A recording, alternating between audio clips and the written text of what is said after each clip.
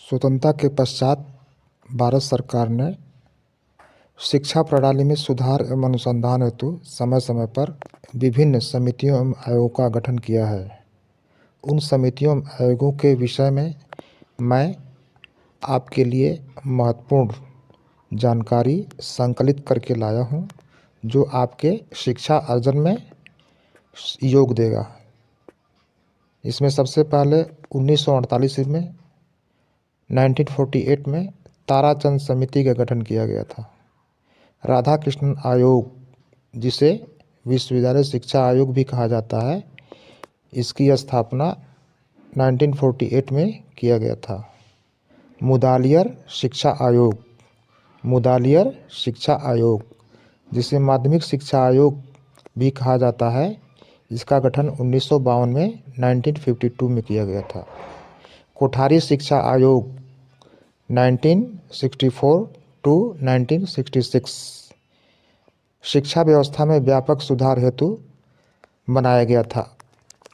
भारत सरकार ने पहली बार राष्ट्रीय शिक्षा नीति 1968 लागू किया।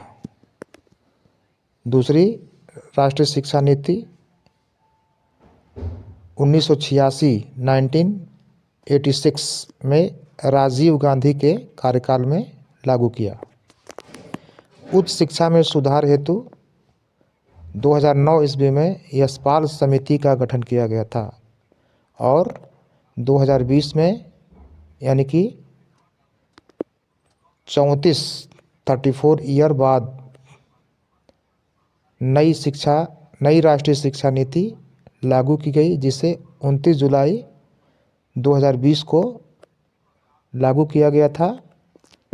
इस शिक्षा नीति के तहत 3 से 18 वर्ष के बच्चों को निःशुल्क एवं गुणवत्तापूर्ण शिक्षा की व्यवस्था की गई है, जबकि इसके पहले जितने भी शिक्षा नीति अर्थात सन 1968 का और सन 1986 का जो शिक्षा नीति है, वह 6 से 14 वर्ष के बच्चों के लिए निःशुल्क एवं अनिवार्य शिक्षा की वकालत करता है, जबकि 2020 में लागू की गई राष्ट्रीय शिक्षा नीति 3 से 18 वर्ष के बच्चों के लिए निःशुल्क एवं गुणवत्तापूर्ण शिक्षा की व्यवस्था करता है। कोठारी आयोग, जिन्होंने